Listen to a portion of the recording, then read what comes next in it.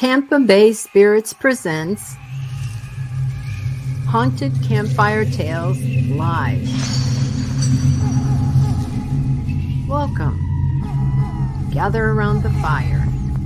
Get comfortable, but not too comfortable. The true ghost tales are about to unfold. Hello. I always feel like saying good evening after that. But actually, we don't want it to be all spooky and stuff like that. I did want to tell you that we are now broadcasting from Haunted Campfire Tales podcast Facebook page, and you can log in through that, and then you don't have to worry about whether or not your name is going to show up or not, like it did with the group. Hi, Joy. Hi, Joy. Hi. And tonight we have, of course, Rob and I are your ghost hosts, and Les and Beth, founders of our great Tampa Bay Spirits Paranormal Investigation team, are our co-hosts. Jess is another team member, and we have Joy and Trish on the panel who have things to add to tonight. And also, let me see who's making comments here. CW Haas. Hi, Rob, Joan, and everybody. Hi, CW. Hey, if CW. you have any questions, please ask them, CW, because we're here to answer questions. You are. Paul, everybody. We all are. That's why I said we all are. Paul Hollis says, hello, Tampa Bay Spirits team. Hello, Paul Hollis. Marjorie Deering said, I'm here in spirit. Hi, everybody. And George Dismuke says, okay, I'm here. Hope I'm not late. Nope. I was confabbing with Gary. He digs PMP. All right. That's good news, George. And Thank we you. do too, George. It's great. Gonna be good. We have Facebook user, Howdy Rob and Joan and team. Facebook user, if you hop over to Haunted Campfire Tales podcast Facebook page, we don't have to keep calling you Facebook user, and you don't have to let StreamYard know that we have permission to use your name. That is your name. Yeah, that would be a wild coincidence if that was your name. So tonight we're going to start off with Beth is going to do some card pulls, one or two or however many the spirit Tell leads us her about to our do. topic tonight. And thank you. You're And welcome. Our topic. Jesse is going to talk about, Robert White. Hey, Thank Robert. you for joining us all the way from Australia, Queensland. Happy to have you here, Robert. And, Joe Conjal says, okay, I'm on. Wow. Oh, you were Facebook You're a user. Facebook Hi, user. Joe Conjal. That's great. I want to know that we're talking We should have with you. known. We should have. Yeah, we should You said have. howdy, so we should have known. Anyway, George, it's so funny because George had given us a suggestion that we document some of the things that we're talking about. Oh, she said, Trish is holding a pooch, my kind of people. Actually, it's a cat. Her name is Katerina. A black cat. A very large cat, but she is a cat. And yes, we are all pet people here, George. And George. That's one of the campfire tales, right? Just went by Trisha right there. A blacktail. Oh, yeah. Joe Concho said, yes, he was on the other page. Even after you told us to use his page, I went on to the wrong one, LOL. No worries. You're here. No problem. It's confusing. Anyway, let me finally get this out. George had suggested that we document some of the things that we talk about. And on our next meeting, before we had even mentioned that to anyone, Jesse said, I want to document all of these things about angels and miracles and find documentation and see how far back I can go, do a deep dive and see how far back I can get with documentation of angelic appearances and miracles happening in all parts of the world, all kinds of faiths, beliefs, religion, metaphysical, whatever. We all in this country are pretty familiar with Christian stuff and Jewish stuff. But anyway, so she had already thought of doing that. So that must have been what we were supposed to do. And all the documentation links will be on our podcast or our YouTube post for this show. Which is, we're using the Meet the Author podcast YouTube page. Right. But anyway, let's start with Beth. Beth? Okay. Well, we're having a little bit of technical difficulty on our side. So if I kind of freeze up, I will try to go over things again. But I'm going to pull some cards from my favorite deck. It's not going to show, is it? It's Trust Your Vibes Oracle cards. And those, this deck is my favorite. It seems to be the most accurate for me, but every deck is different for every person. And if you were going to pull a card for yourself, you would want to put your energy inside this deck and just put all your energy in it while you're shuffling it. And it really helps to get the perfect card for you. So I'm going to pull a card or two and see if it resonates with anybody here on the podcast tonight. So Les, do you want to cut the cards for me really quick? All right. Which one would you like? That one. Okay. So let's pull the card. Call on your runners. And we each have guides that are assigned to us. And runners are special guides that if you have a job to do, whether it's a big job, a small job, it doesn't matter. If you call on these runners to go ahead for you and open up whatever path that you're trying to get to. So it can be something as easy as I want a good parking spot, or I really would like this technical difficulty to ease up. You call on your runners to, and those guides will help open things up for you. And it could be as heavy as I have a class I'm taking in school that I need help with, and I'm going to call on my runners to help open that up. This actually was a card that I pulled 2 nights for. I believe it was last night that I pulled for myself, and the same card came up. And when it did, I asked for my runners to help to get some work done, because I've had a lot of technical difficulty, a lot of blockages when I'm trying to do things and all around technology. And it absolutely worked. I had a much easier way with getting a lot of work done in my office. So I don't know if any of that would call to you. We have two comments. Or if you've tried to do anything like that before.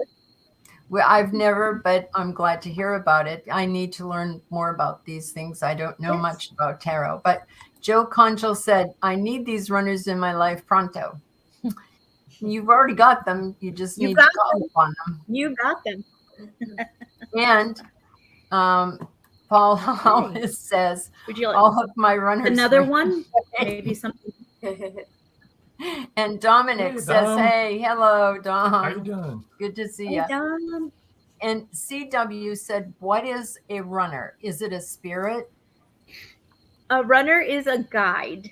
So we all have guides that come to us throughout different times of our lives, more than one, several guides. If you're going through a hard time in your life, you're going to have a lot of guides that are helping. They protect you.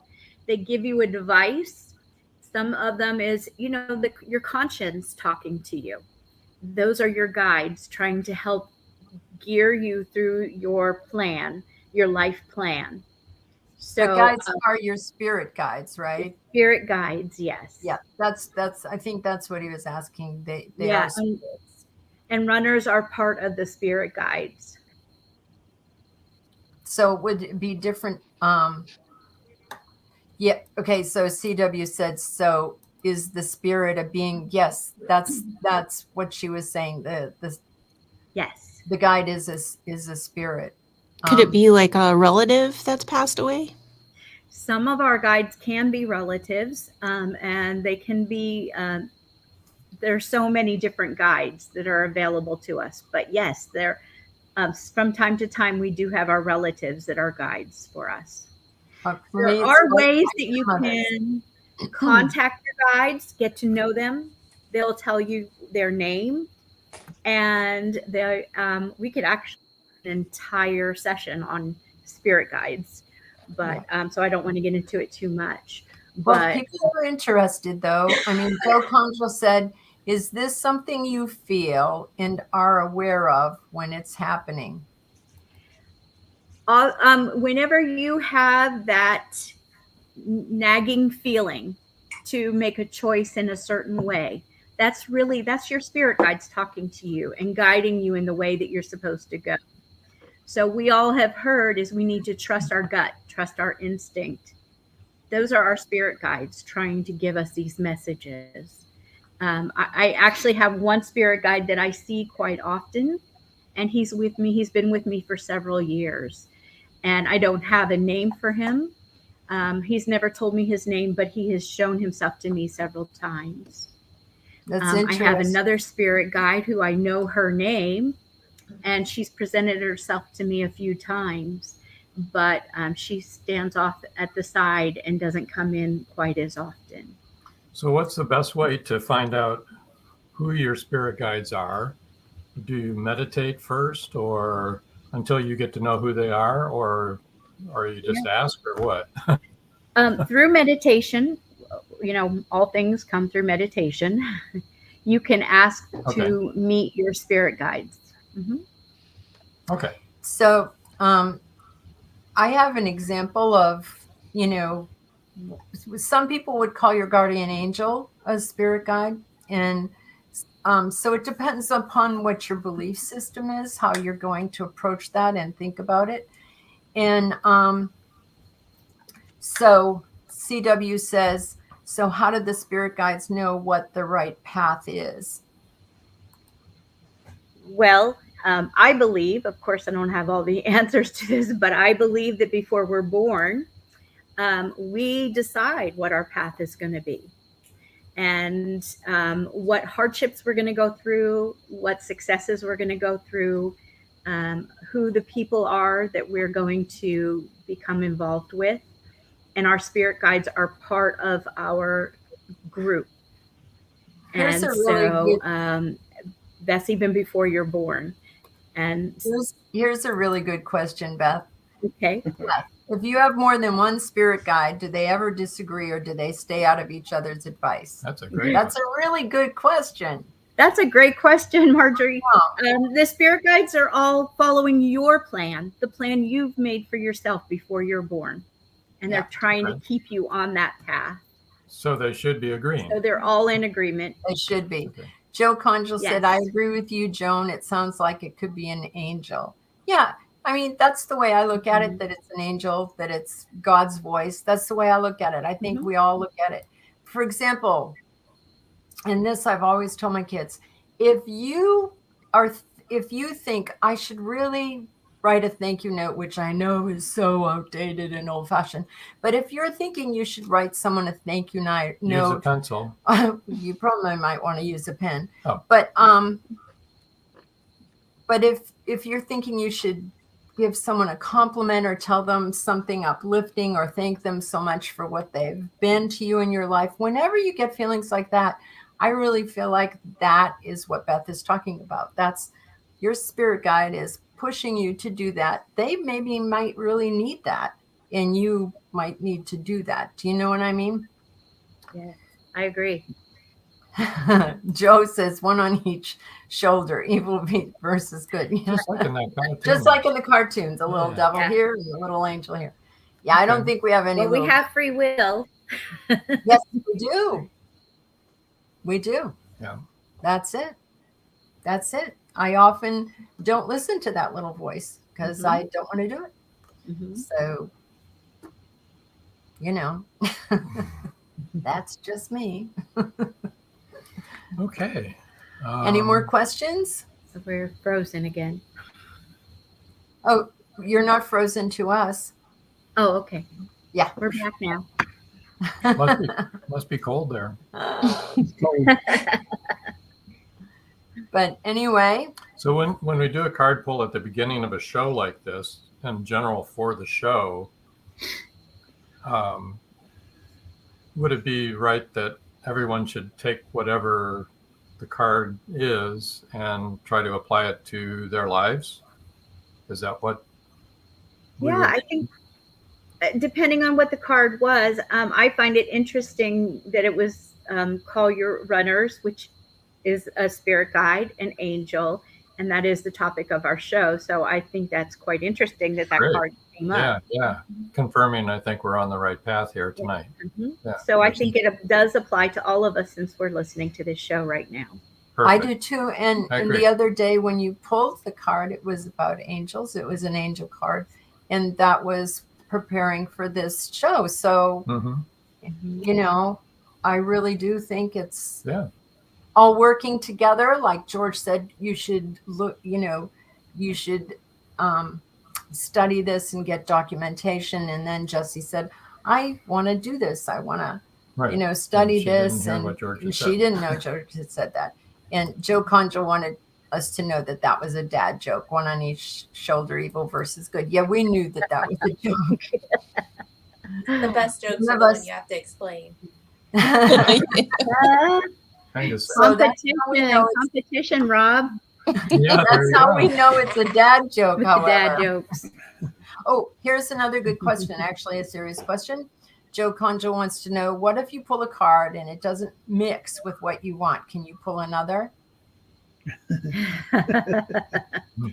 I just said I often do not want to do what I'm feeling like I should do. Yeah. Sure, you can pull another, and most of the time, if I do that, it will come out with a very similar card. Yeah. I find that when I'm in tune with my spirit guides and the universe, they're going to prove the point to me.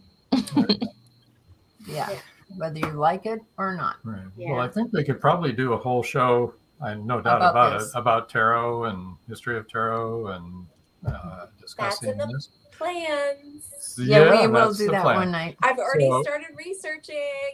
There you go. Getting documentation. Why don't we slide over and let Jessie do her history lesson for the day.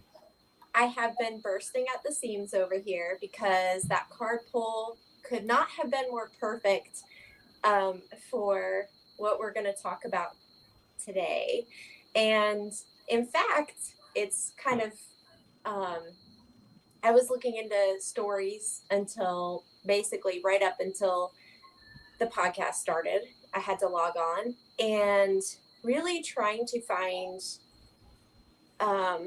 stories that I could share that have documentation that is from credible sources. And I was really excited at what I found. And in fact, the card you just pulled, Beth, was so perfect because, well, we'll get to it. But I think it will become evident pretty quickly.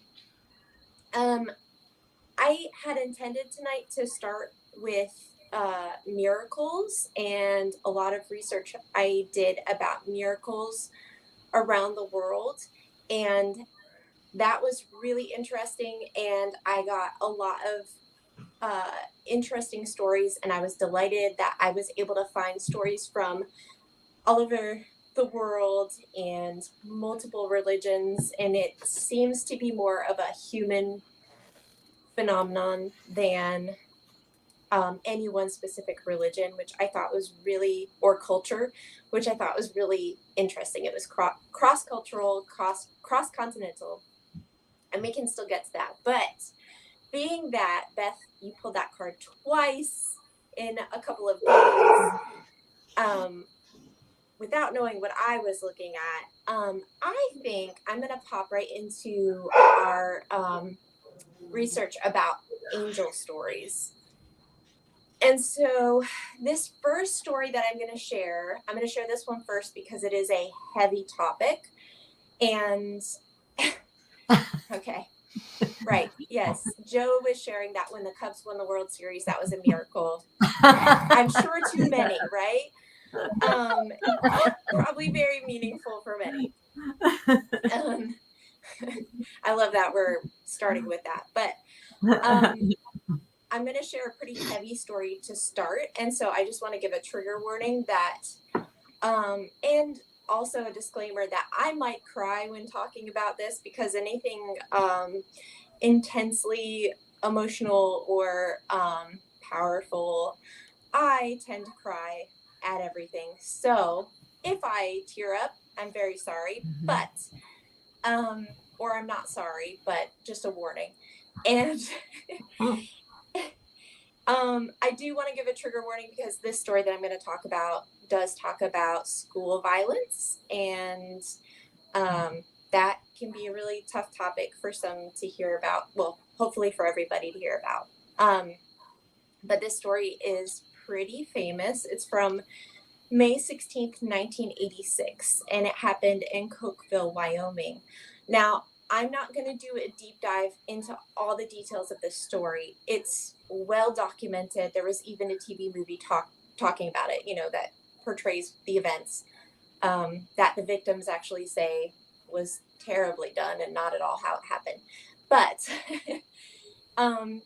you can find a lot of information about it. I believe that I've included some links about it that will be added to our YouTube page later. There are many podcasts that deep dive on the entire event and topic itself. But I'm going to give you just the summary of what happened. And then we're going to focus in mainly on the angel aspect or guardian angel aspect of it. So May 16th, 1986, a man and a woman walked into Cookville Elementary and declared that they were part of a revolution. They were heavily armed, and the man had a bomb. And the bomb had a trigger that was attached to him and by a shoelace. And so if he moved his arm a certain way, or if something happened to him, it would detonate the bomb. He ordered the teachers and workers at the school to get all of the children into one room and held them there. And I'm not even going to say his name because I don't think he needs any more of that. And we're not talking about that right now. But what happened in the room, according to the children that were there, this was a first grade classroom that this happened in. And over 150 other students were brought into the classroom, one classroom, and held there for several hours. And many of them have described that while this really intense situation was happening and this sick person was getting more and more agitated as the day progressed, that they felt an intense feeling of calm and peace. And tragically, what happened was the bomb ended up detonating while the children were all still in the room. But miraculously, what happened before the bomb detonated, according to these children, is several of them reported that they saw or heard voices, and they saw people that they thought were other teachers that asked them to get near the window. They, advised them, hey, get over here, get near the window. And amazingly, none of the children were hurt, or they weren't killed. There were injuries and things like that, but everyone survived except for the perpetrators of the crime. Looking at what happened in the room and knowing that there were 150 plus people in that room, it's beyond you can't understand how it's possible. One girl described that she saw a woman guiding her after the bomb detonated and telling her to come with her, and guided her to safety, and she was able to get out of the school to safety. And she later, I think it was a few months later, at her home, they were, I believe it was her mom's locket. She was looking at photos and things that her mom had, and she opened a locket and there was a photo, and she said to her mom, I know this woman. She helped me that day at the school. Where is she? Is she still a teacher there? Who is she? She helped me. And her mom started to cry and said, she died before that happened. She's your great great aunt who raised your grandmother. So multiple children experienced something there. Some children said that they experienced figures. They saw figures that were floating, and there are a lot of like skeptics that will talk about it and say they were children and memory is funny and things happen and suggestions and things like that. Regardless of all of that, these kids are now adults and they all stand by what they said they saw and experienced that day. And also, regardless of any of all that, we can definitely say that the real heroes that day were all the teachers. Gosh, I don't know if I can say this, but that were there with them that day, and what they did to keep them safe. So sorry, I knew that was going to happen, but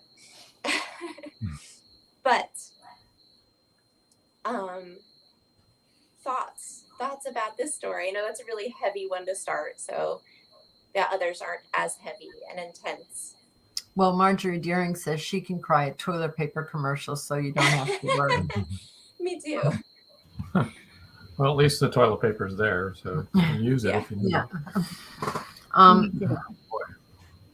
I do think that was that was their spirit guides. That's what I think. Mm-hmm. I think they stood in front of them and protected them, and that's why they had them stand in front of the windows. Guided them. Yeah. But that's a true story. Mm-hmm. Oh, that is a true story. Conchal said in Publix commercials, we can all cry at Publix commercials. Oh man, those Publix commercials are the worst. Every time one starts, I'm like, oh no. Especially for Christmas and Thanksgiving. You have to make me cry. Yeah. I think it's so crazy to me that and I knew, like you said, remember when this it is happened? a famous story, and I'm into a bunch of, like I'm a true crime person and a true crime fan. Not a criminal. Good to know. But yeah, I have seen, not in a while, it's been a while since I've seen anything or read anything about that event, but it's crazy to me that happened in 86. Yeah. And it's so like crucial to what's happening today. Like it's like what's happening today on a much bigger scale. So it's really amazing to think. I mean, I think that many of these stories where things like that have happened in schools, there have been stories about that where children and teachers and, the staff and stuff have seen things and things have happened. But that story in particular, it's insane that none of the children were hurt and that They were only hurt. I They mean, were not hurt killed. and injured, Yeah. They but were injured, but they weren't. Yeah, that's what I meant to say. Everyone But survived. Mm-hmm. yeah, that all of the children survived, and really the only ones who lost their lives were the perpetrators. So that that's like, it's this horrible story, but it's also really a crazy and amazing story. Yeah. There had to be a lot of psychological trauma for them to have to witness him blow up and to have to go through it to begin with. Mhm. Yeah. That must have followed them all for their whole lives. I don't think you can come back from that too easily. I do remember that story when that happened, and that is documented. A Mhm. bomb did go off. The bomb should have killed them. Yeah. Should have killed everybody in the room. I remember that. I remember them having to stand in front of the windows. I don't know why they were supposed to stand in front of the windows, but they were all told that by those guides that weren't there. The people Well, that weren't there, they were all told that, and that's all documented, you know, there's like, I mean, we could do a whole several hours about that particular incident. story. Yeah. But he and his wife were in the middle of the room with a taped off area Mhm. that no one was supposed to cross. And it was actually, he wasn't even in there when it happened. He had given the bomb to his wife. Um, anyway, that's a whole thing. But Joe yeah, I has a think good just the comment. proximity. He said, I wonder if any of those kids have seen the spirits that helped them that day as adults. I wonder that too, Joe. That's some, I wonder if anyone's ever asked them that, because I'm sure they've been approached by reporters and stuff. They're still talking about it now, years later as adults. So that would be interesting to find out. Yeah. Okay. So Next angel story. Do you have another documented angel story? Okay. I Is it do. going I to have make two you more really. This cry? one, I don't think. Well, maybe. I don't know. Right. Everything does. This one, I was excited to find this one because, and I was also really excited, Beth, when you pulled that card, because what I started looking at was something called the third man factor. And there's a book by an author. His last name is Geiger. And he has been looking into the phenomenon of exactly what you're talking about, Beth, like these spirit guides, right? And he compiled he wrote a book called The Third Man Factor. And in his book, he tells the story and interviews NASA astronaut Jerry Linenger. Jerry Linenger was on the Mir space station in 1997 when the Mir crisis happened. And if any of you aren't familiar, the Mir crisis was a series of events that happened at the time. And it's been called, let me get this right, it's been described as the most dangerous mission in space travel history. And we know there have been some really sketchy space missions. So I believe that the Mir crisis culminated in a supply shuttle hitting the space station and causing a fire, which was super dangerous as they were in space and they have oxygen tanks, obviously, that can ignite and explode. Jerry says that he felt his father's presence there. His father's deceased. And I have a quote from Jerry where he says, it was in kind of his lowest moment, where he wasn't sure whether they were going to make it. And he said, I heard him talking to me saying, Jerry, I'm proud of you. You always wanted to be an astronaut. You're going to make it through this. And he says, it was a positive thing that got me through the situation. So I just love that story because he describes it as feeling his presence there in the room with him and that it got him through. And he did get through. He made it. And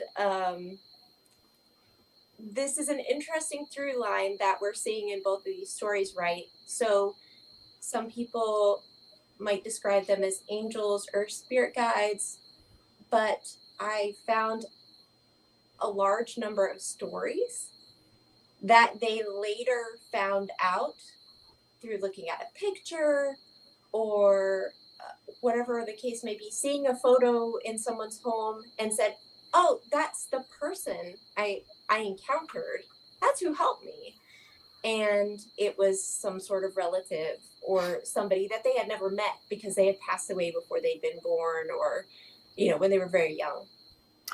And I thought that was super interesting. We've read that book, as a matter of fact, The Third Man. And that happened a lot on 911. The people who made it out of the building were guided out, and by people that they then found out were had passed on, but they were brought out. Yeah. So I also love that story, or that what I was seeing from that book, because they're looking at it from the angle of, is this purely something paranormal or spiritual, or could it be that this is a survival mechanism in your brain that triggers when you're in these kind of situations or scenarios? It's a part of you that's already there and within you, which if you think about it, spirit guide is kind of like that too, right? Like, yeah. Like we said, you've already got that in you. You don't have to get any, it's there already. That little voice. You can summon that when you need to. And almost like if it is your brain doing it, how cool is that too? But I mean, that's amazing. So it's funny that you said that, because George Dismuke says, is there any such thing as summoning a spirit? But then he also says, I'm talking about a particular spirit as from a departed loved one. Anybody on the panel like to address that? I'll tell you, George. I think you can. It doesn't always work. I don't think it's a good idea to summon a spirit. I think it's better to let them come to you if they want to, rather than summoning them. What was the story in the Bible about? It was King Saul who demanded who demanded that the prophet summon a dead prophet, who he did, and then with the writing finger he writ that he would lose the battle the next day and he would die, and he did. But didn't he say, "Why have you awoken me from my slumber?" Well, which is super creepy. It's like if you're calling to somebody and they're like, "Why are you waking me up?" It's like, "Oh, sorry." I'll just think of that. Like Joe Conjal said, would that be like a seance? Yes, definitely. That is what a seance is, for sure, for real. I have seen and I have heard from both of my grandmothers. Now, like Jesse said, it could definitely be a part of my brain that's just talking to the rest of my brain when I need to hear it. If so, I've got a freaking good imagination. Yeah.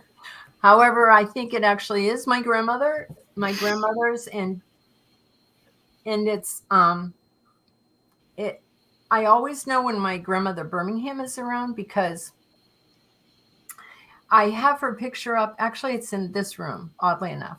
And I will walk into this room and I never look at that picture, and my eyes will be drawn to that picture of my grandmother, and then I'll feel her near me every time. It's really crazy.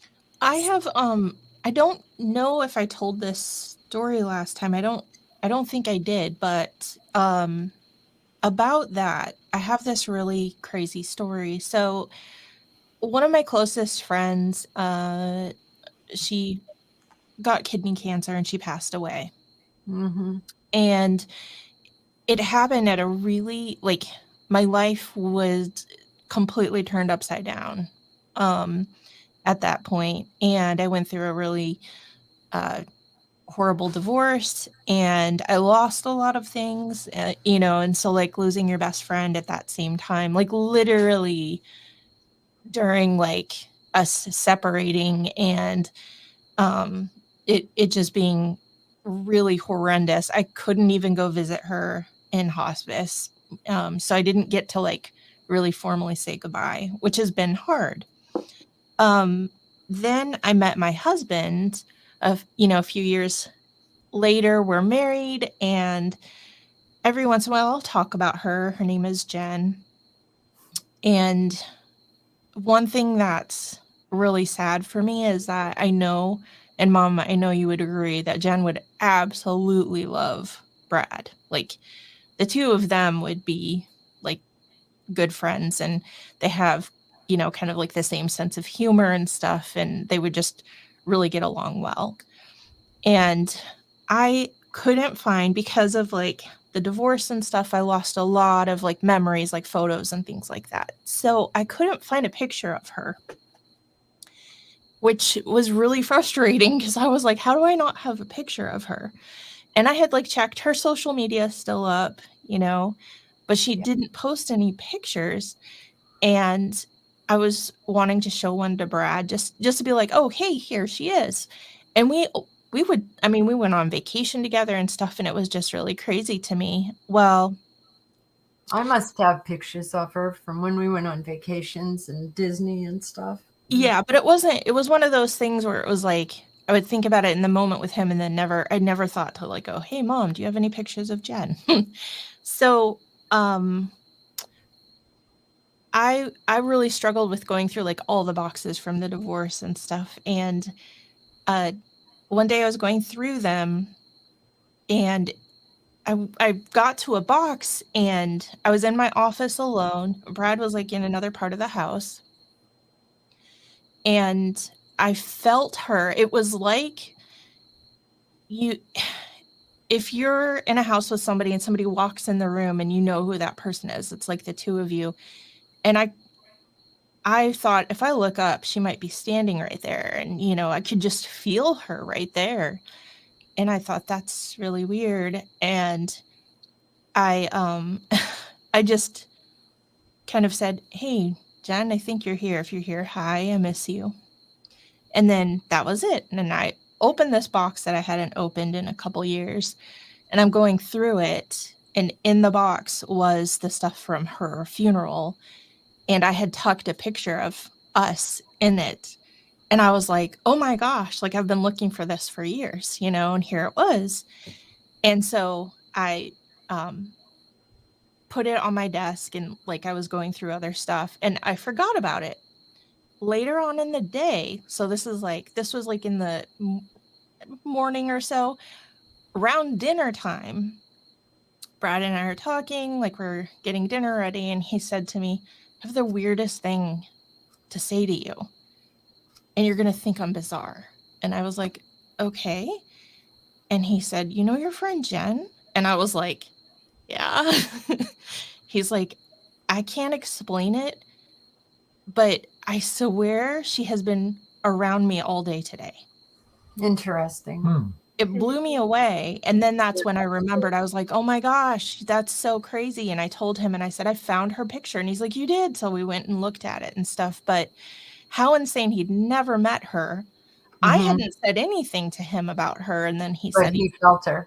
He felt her. He's, if you didn't guess already, extremely sensitive. He's the kind of person that will dream things and they happen, and that type of thing. So but that really shocked me. I've never had that happen before. So that says to me it has to be something more than just like in our brains, because how would he even know? I think it's more than in our brains for real, but but I'm open to all possibilities as always.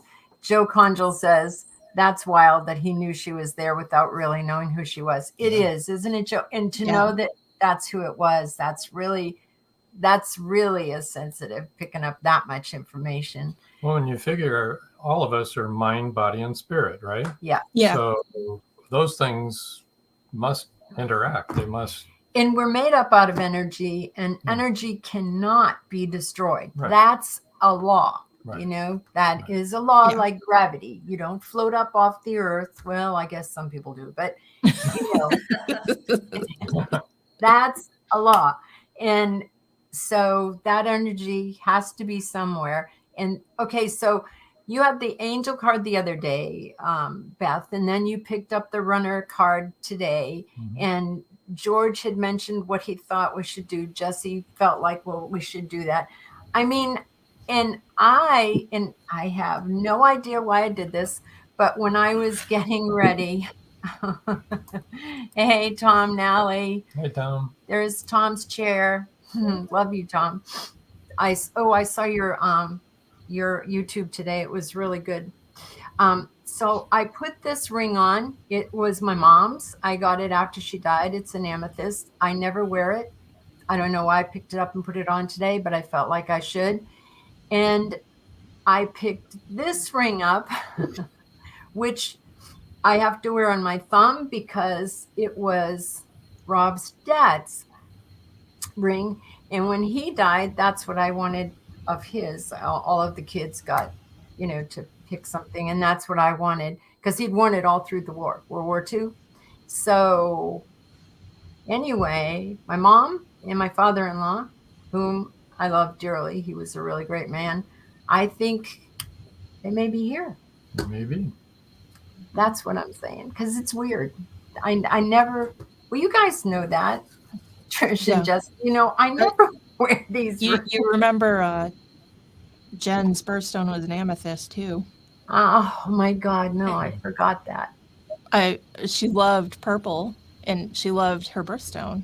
Yep. So I had given her a lot of amethysts over the years, like That's right. pendants and rings. So that's crazy too. Maybe Jen's here.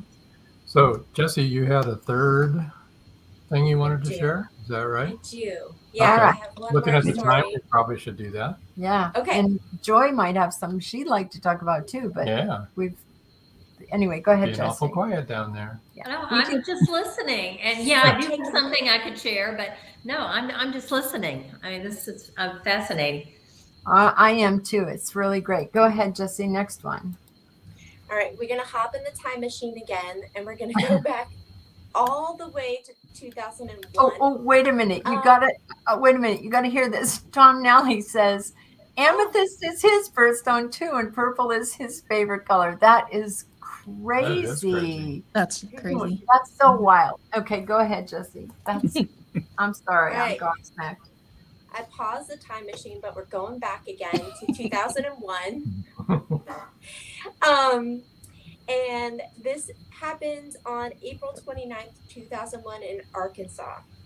Haley Zega was 6 years old at the time, and she was on a hike with her grandparents in the Ozarks. She was from Fayetteville, which is not a tiny town. And she was not an outdoorsy kid, but her grandparents were, and they loved the outdoors and wanted to encourage an appreciation of nature and all these things for their grandchildren. So they had taken her on a hike, and she was 6 years old and sounds a lot like my daughter.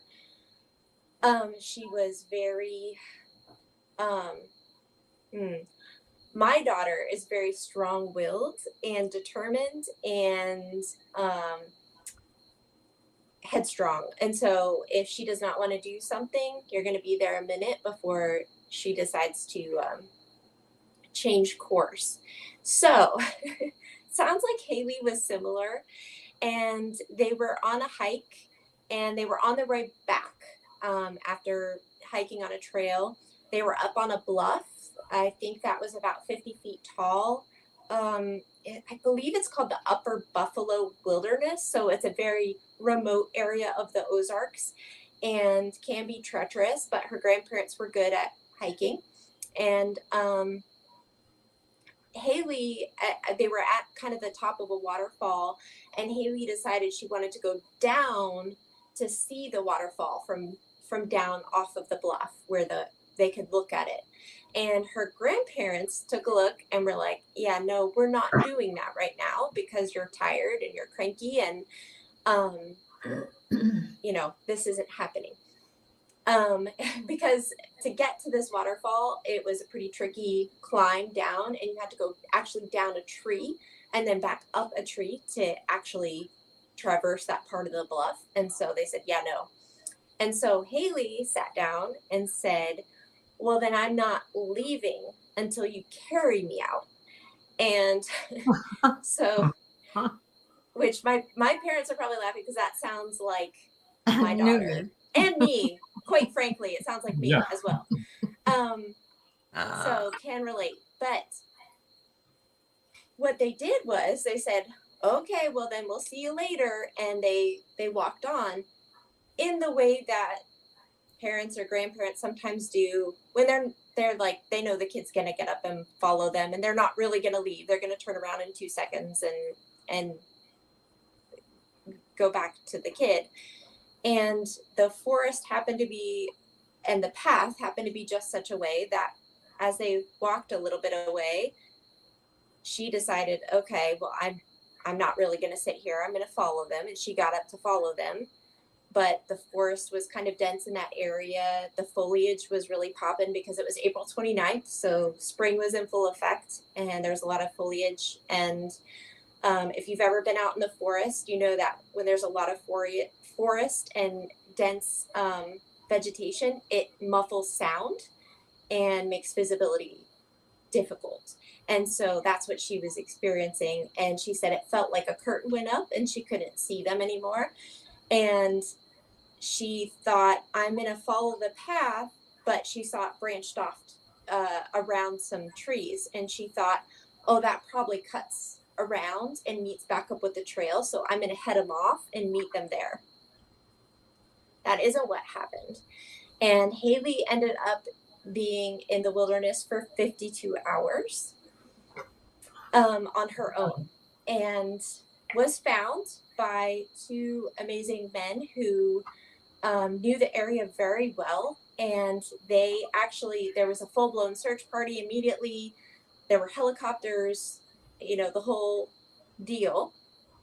And they went to the search party and they said, we think that we know where she could be, and we'd like to take you out and you know, help find her.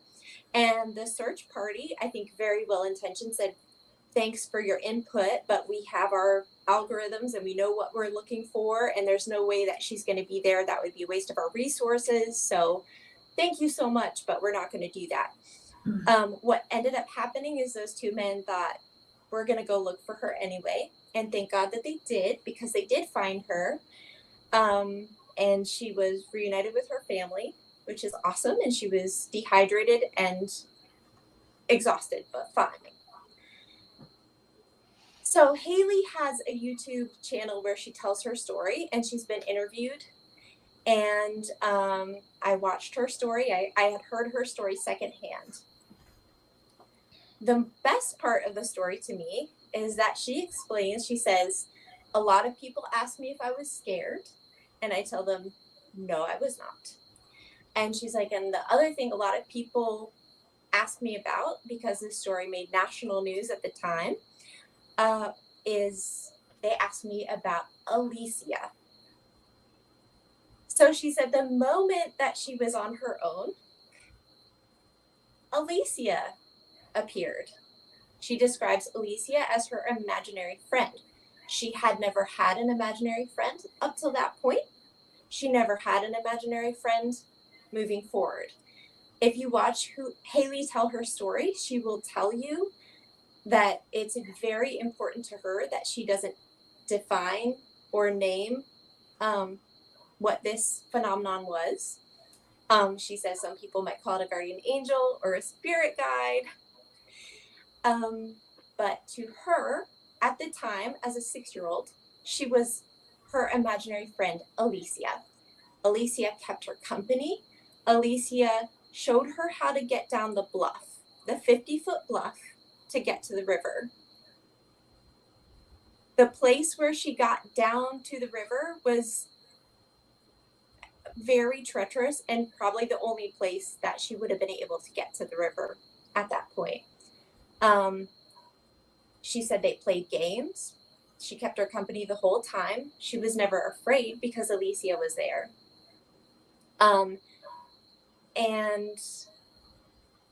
she says she doesn't know, but she still will refer to her as her imaginary friend because that's what she always did.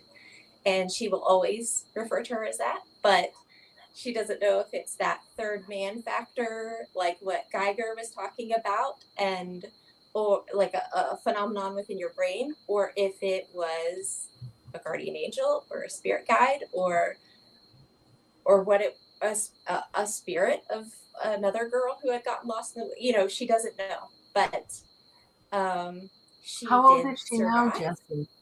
She is, I want to say, like 32. She was 6 in 2001. Okay. Yeah. Oh, that's So right. You said that at the beginning. And I've included the link to her, her telling of the story, her YouTube channel, so you can see it from her mouth.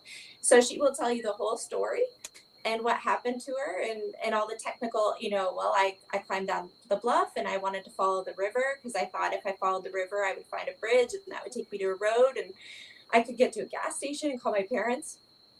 And then at the very end, she talks about Alicia and how she's like, I think Alicia got me through, and then also the two men that found her, she said they're absolute heroes and she would not be here today without them. So yeah, and what was telling them to go where all the experts said don't go? So they were listening. Because she traveled much, much farther than anyone anticipated because she wasn't familiar with the area. She was not an outdoorsy kid. She was, a city kid. And so she wasn't. Yes, her guide was also, Joe Congle asked, was her guide also a child? Yes, she was also a child, just like her. They played games. I think she said she had blonde hair, just another little girl. That's fascinating. So I wonder, is she still in contact with the two men that found her? I believe so. Yeah, she says they're absolute heroes. Yeah. No kidding. But see, something was also driving them. Yeah. So yeah, that's very interesting. Yeah. I think we have time for Joy's story. Oh, sure. Yeah, we do. Oh, well, they're not as like they're not as like elaborate. One thing that that happened to me was, and this was like a long, long time ago. I was living in Atlanta, and I was driving in like late evening traffic, and it was night, and it was rainy, and all of a sudden, traffic stopped. And Atlanta's the most like horrible traffic in the world anyway. And everything just all of a sudden stopped, and I stopped, and I looked in my rearview mirror, and there was a 18-wheeler barreling to me like he was going way too fast. And I sat there watching him getting closer and closer, and he was almost on my bumper, and I knew my life was over. I mean, I just knew it. There was no way he was going to miss me. And actually, there was a drop off on the side. And I just shut my eyes. And then it's like, I was like, he was only seconds from hitting me. And all of a sudden, I opened my eyes because he hadn't hit me yet. And that truck was on the side of me. I mean, it was going down the side of the road on the shoulder. And there was not a chance that truck could have swerved. I mean, the speed it was going, there was not a chance he could have swerved. If he had swerved, he would have taken me with him. But all of a sudden, it's like somebody picked him up and put him on the side of me just within seconds. And I will never, ever figure out how that happened. And then he was going like at like pretty hefty speed on the, just barely hanging on the shoulder over there. And I will never understand how that happened. And now, I mean, and I consider that a miracle because I really knew I was going to be right over. I mean, there was no guide or anything like that. But it was just like one of those certain things. I just knew there was no way he couldn't stop and he couldn't get around me. And so anyway, I consider that one of my miracles. The other thing you mentioned, 9/11. Yeah. And of course, there are some amazing things that happened during 9/11. Yes. But I mean, and this isn't directly related to the towers, but that morning, my husband had a really bad kidney stone, and there was like no way. He'd had them before, but the doctor said that there is no way. It was so huge. There was no way it was ever going to move. And it was like he was on a lot of painkillers and everything till they could get him in. And I was taking him into the hospital. And it was just very, I mean, it was just a horrible morning because we had watched, everything that was happened on television. And everybody was upset. And, at the time you felt like that you were losing control of the world. And that, I mean, it was just like one thing after another. And so I'm just like, I've got to get him to the hospital. And his dad called me, and his dad lived next door to a minister from a very fundamental church. And we're Methodists, and, which is, a pretty middle of the road compared to a fundamentalist. Yes, it is. And they were just, I mean, they were a small church that, like talked in tongues and did these kind of things, but they really loved my father-in-law. And they said, we're having a special prayer meeting today, and we're gonna pray for your dad or for your son. So anyway, he called me to tell me that. And so we went in, and, they had done all the x-rays and everything to make sure that it hadn't moved, and it was not going to move. And there was no way to bust it because it was so big. And so, of course, all the doctors were running to the television and everything too at the hospital. You could see all the nurses coming out.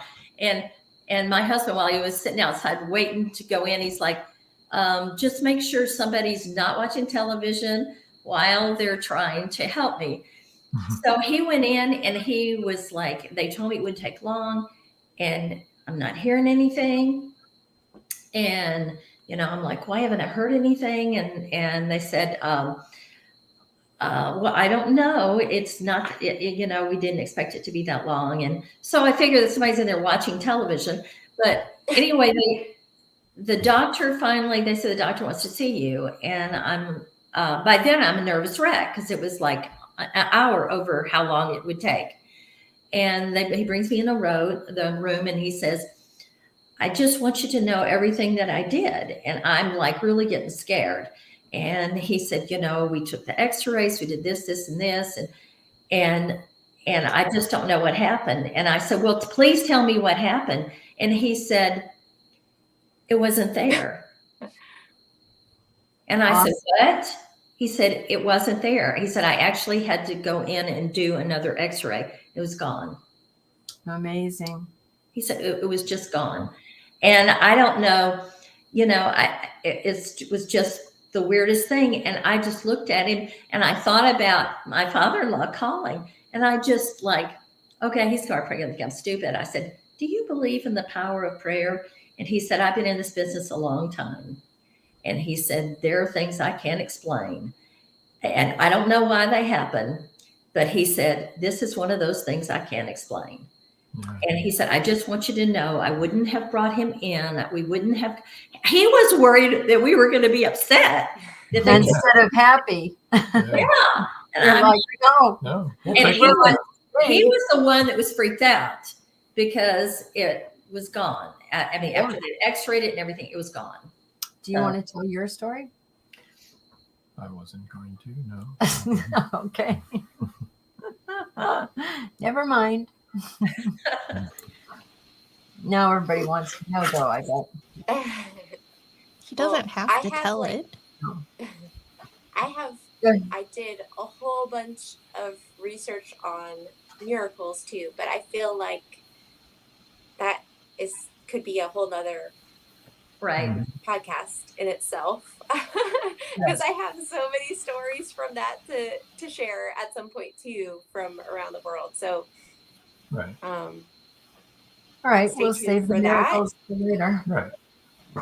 Anybody else have anything else to say or share or I add? have my angel story if we have time. Sure. So I was in it was horse camp, and I was 11, and it was an away camp, but it was like through the church. So like the whole camp was, it was basically like being at Sunday school, or I I had all of my friends there from church and stuff, and we were all like all the 11 and like 10 and 11-year-olds were in the same cabin, and it was a really nice cabin. There were I think there was like 3 bunk beds on each side of the room, and the way that it worked out was I was the only one who had to be like on the top bunk, but I had bunk beds at home and I had the top bunk anyway. And my younger sister had the bottom bunk, so it was fine. And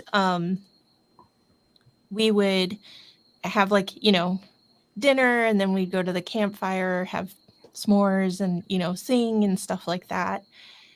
And one of the counselors that night was like, I feel really strongly that I need to pray about everybody, and I want to pray that angels watch over us. I just feel like that's really important. And she's like, is that okay if we pray about that? So everybody's like, yeah, okay, fine. So they do like their prayers and stuff, and then campfire time kind of like broke up, and we are going to be going back to our cabins. And my younger sister's best friend, they're 2 years younger than me. So it was my sister's best friend's mother was one of the counselors, and she was talking to my counselor, who was going to go do a meeting or something like that, and it was going to go late. And so my sister's best friend's mother said, I think I might come in and just like sleep with you guys. Do you have a room in your cabin? And all the girls and I said, yeah, there's, it's a top bunk, but there's room. And she was like, oh, okay, I might do that. So, because she didn't want us to feel alone. So she went off to go do other things she had to do. We go into our cabin, we get ready for bed. And lights go out. Our counselor said she had to go to her meeting, so she leaves. And then I fall asleep. I wake up in the middle of the night, and my sleeping bag wasn't on me, which was weird because like I slept in it and it wasn't on me. And I kind of leaned over and it was down on the ground, and I was like, oh. And it was like the middle of the night, everybody's asleep and stuff. And I felt like if I get up, I might wake people up. I didn't want to do that. And then I was like, well, who's awake? Is anybody awake? And I look and I could see, all the bottom bunks were taken with all of my friends. And then I turned and I looked to my right, and there's somebody sleeping there in the bunk next to me. And at first I'm like, oh no. And then I realized, oh yeah, it was, my friend's mom. Lynette. Yeah. So I'm looking, and she had like black curly hair, and she was kind of tall. I mean, I was 11, so everybody seemed tall, but I think Mom, was Lynette taller than like the average woman? She was, wasn't she? Like, No, no? no, Lynette was shorter than I am. Oh, wow. Okay. So, But you thought it was Lynette. yeah. Yeah. I mean, she said she was going to be sleeping there, and there she was. So, okay, made sense. And However, then, this figure filled up the whole well, bunk. I go to sit up and try to like maneuver, and I'm going to get down because I'm kind of cold. And I had this really weird feeling, and the person's back was to me. And so they shifted a little bit when I moved. And so I froze, and I'm looking at it, and I'm like, that's not her. That's not a woman. And that's, I think, the biggest guy I've ever seen. And I realized that the sleeping bag that they were in a sleeping bag, it looked like an army bag, like, you know, the army sleeping bags that they would issue, you know, like from World War II or Vietnam. There were, you know, that army green, and it was just like the standard, like, I've had military family members, and, you know, it's just like one of those things that after they get, you know, they're deployed, whatever, they come back and they have that. And that's what this person had. And I realized that their head was sticking off the one side of the bunk bed, and their feet were like this far off the bunk bed, if not further. And I was like, holy cow, that's a huge person. And then I got scared because I'm like, that there shouldn't be any men in here. What's happening? And I started to like really look at them, and I realized that their head was huge, and they did have black curly hair, really thick, like black curly hair, but it's kind of like maybe shoulder length. And I then was like, okay, I'm gonna like slowly slink back down and stuff. And that whoever that was kind of shifted more, and it just really scared me. And I just felt like, the way that I can describe it now that I'm older, thinking back to how it felt, was it's being around something with like incredible power. It wasn't that I didn't feel like evil or anything like that, but I just felt like there's this incredible power, kind of like I've been to Niagara Falls, and when you're standing there in front of the falls, there's like the power of the water and stuff. You kind of feel it in your chest, and there's just this sense of power. And there's other things that have that, and it just felt like a lot, like, okay, this has a lot of power. So I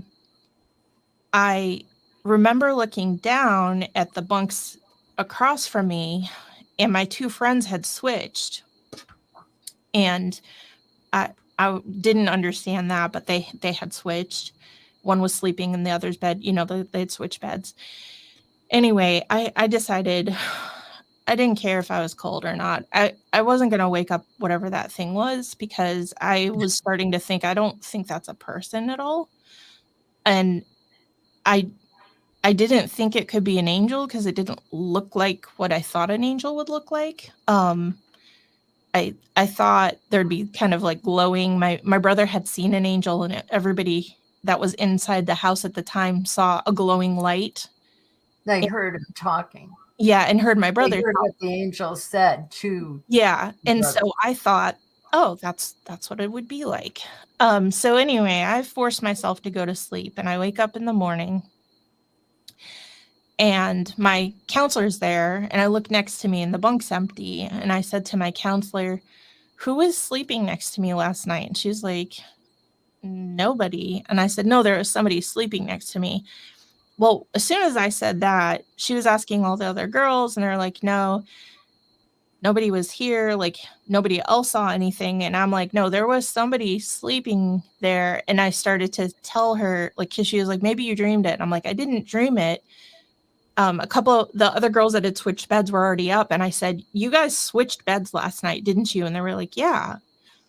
And they had done that after I fell asleep. So I would have only known that if I'd actually been awake. So she's like, all right, I'm going to take Trish and you girls continue getting ready. And she's like, I want you to come with me, because she wanted to talk to all the other counselors and be like, who the heck was in there? And I said, I think it might have been Miss Lynette. Like, I think she was in there. She was like, we're going to go find out. So the other counselors were like having their coffee. So we go over to them, and my counselor says to Lynette, were you in our cabin last night? And she's like, no, I never made it in there. And then my counselor and I looked at each other like, oh, crud. And she's like, why? Everybody else starts to go, why? And I said, there was somebody sleeping next to me last night. So they had me describe it and stuff. And when I was telling everybody, they all started like, they were like, I have goosebumps right now. And then one of the counselors that had prayed about, having guardian angels, she's like, you know what? I really think that's what it was. And I have thought about that time, like that event, like so many times. And I know I wasn't dreaming. And I am really sure that's what it was. It was an angel. Why was it in a sleeping bag next to me? Like how, I don't know.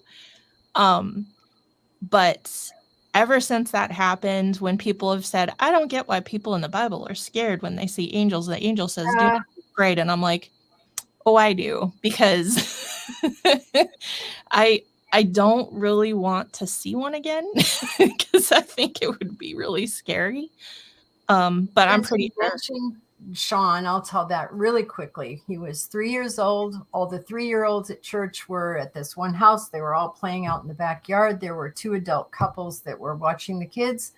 They went out and said to the kids, you have to all come in. So they were all filing in. It was all boys, because that's the way we did things in that church. We had, all the boys together, all the girls together, all the age groups together. We were a pretty big church and pretty prolific, had lots of kids. And so they were all coming in, right? And Sean's left out in the backyard. 3, like I said, they're all 3-year-olds. And they hear this voice say, Sean, obey your parents. And there was a light. There was a light, a bright light that they could see, like Trish said, but they couldn't see who was saying that. They just saw this bright light. It was nighttime, huge light, voice saying, Sean, obey your parents. And they hear Sean say, okay. And he walked inside, and they went outside, and they said, Sean, who was that was talking to you? Because now there was no one there. And he said, I don't know. It was a bright light. And they said, a bright light was talking to you. So when we came to pick him up after the church service was over, they were all like, tell your parents. And so Sean's telling us, and we're like, okay. And they said, it was an angel. So yeah, some bright light came to Sean and said, obey your parents. That's all the angel said, or the person, or whatever, that was it. Who knows, right? Yep.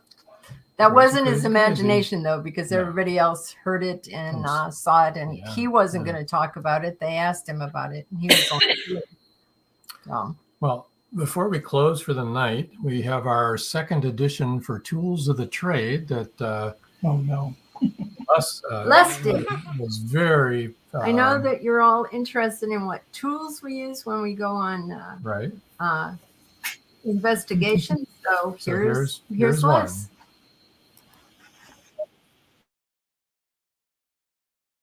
Hi, everyone. We're just going to give a quick lesson here on the REM pod. This piece of equipment is becoming one of our favorite pieces of equipment, mainly because we can set it in a room by itself, and unless something comes in and interrupts the field, the grid, it makes no noise. So where most of our equipment is built to detect EMF, this one actually puts EMF out into the room and puts it in a 360-degree grid from the antenna. so that any other EMF or force energy that sweeps into it will activate it. And the different lights you can see on the top of it, they are for the strength of the element that's coming in. Now, it also has one in the center there that is temperature. And if the temperature goes up by 5 degrees, it turns red. If the temperature is going down, it will turn blue. That way, if there's a sudden temperature drop, it lets you know that. Once it's calibrated and left in the room, then that's just it. Everybody, we go off, we do our other investigations and stuff. But if this goes off and we know that no one's in there, then it's time to go back and do some more research. Anyway, I guess that's the basics.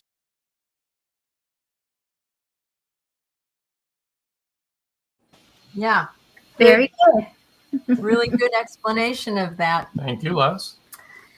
Yep. And believe me, if it goes off and we're in another room and nobody's in there, we all run right over there to see what the heck is there. Joe Conchel says, very interesting show tonight. A lot of amazing stories. The only thing that can make it any better is if we were all sitting around a real campfire, toasting marshmallows and sipping hot chocolate. I I agree. That You would know. I agree. Especially if it's at horse camp. I know. There's just CW says, Oh, Paul Hollis says, excellent tool demo. And Very CW good. says, do we get to win one of those things? No. All of our equipment is a lot more expensive than it should be. that's for sure. And the funny thing is that Les and Beth bought that at the same time that Rob and I bought that. We both had other ones, and ours crapped out, so we had to buy a new one. And we both bought the exact same one. How No, we crazy didn't is know that? We didn't know that. We get to the next investigation, we're like, we got a new REM pod. It's the same one. We still have to have Les do a little video on his cat balls. Cat Yes. balls. Oh, I cat love the cat balls, balls. for real. Yeah. We have the cat tonight. They're fun. Because we love our cat balls. We really do. We do love our cat balls. Highly scientific. Yes. Yeah. Well, that's sometimes the best thing to use in an investigation is something like that. Like the balloons when we were at the hospital and some entity kept batting the balloon around when there was nobody near the balloon. That was fun. That was Actually, fun. it was sad because we thought it was a little boy, so that made me want to cry, but Yeah. that's okay. So our next show will be April 27th, which Yes. is a Thursday. And this tomorrow, probably, we'll be posting a poll for you to do on the Facebook page. And we're going to have you guys, audience, pick what our next topics are going to be From the list, and Yeah. the ones that get the most votes, Yeah. we'll do those. So we'll have you each pick 2, and then we'll compile it and set the show up around that. So go to Haunted Campfire Tales podcast page. Facebook page, Mhm. and you'll find the poll there, and then let us know. And if it's you want something else that isn't on the poll, you can ask for that too. I just like hearing you say cat balls. Cat balls. Apple. You may Cat balls. have noticed we like saying cat balls. It's like, this is the way. It's Right. never said one time. It has to go around. Everyone has to say Yeah. it. Anyone in the area, look out for There the you cat balls. As you can tell, we're terrified as we're doing paranormal investigations. No, we're not. Oh my gosh. Everybody runs to the REM pod if it's making noise. You don't run out of the building. I know you've seen TV shows where they do that. Guess what? You are there to see something like that, not to run away from something like that. But Makes yeah, sense. we like our cat balls. We do. So besides our audience, want to thank Joy and Trisha and Jesse, and of course Les and Beth, and us. Thank us for joining us. But especially our Right. audience. But especially our audience. And Katerina. hope you guys will come join us again in April. And anyone in the Tampa Bay area, that if you need to have your house investigated for some reason, please let us know. You can go to our Tampa Bay Spirits Facebook page, or you can go to our website, which is tampabayspirits1.com. And oh, here we go. And here's the email addresses that you can contact. You can contact Les at lesgre, LESGRE28 at AOL.com, or Kristen at KREINISCH2 at gmail.com. Yeah. And we would love to help you. And those addresses are on our website as well. We had a poster made up for the book signing that we're going to be book signings that we're going to be doing in Texas in June. And on the poster, it says that we belong to Tampa Bay Spirits, that we're paranormal investigators. And of course, the woman that was ringing us up had to tell us that her husband had died last year, and that she is sure that he's in the house because her dog keeps looking at the end of the hall and she thinks it's her husband. So I think those kind of things happen a lot and people don't talk about them a lot. But if you have any stories like that, or anyone comes to visit you or different things like that, we'd like to know. We'd like to hear it. We love hearing those things because that's why we investigate. We want to know more about this stuff. There you go. Yeah. All right. So I guess until next time. Oh, that's all, folks. Good night. Thanks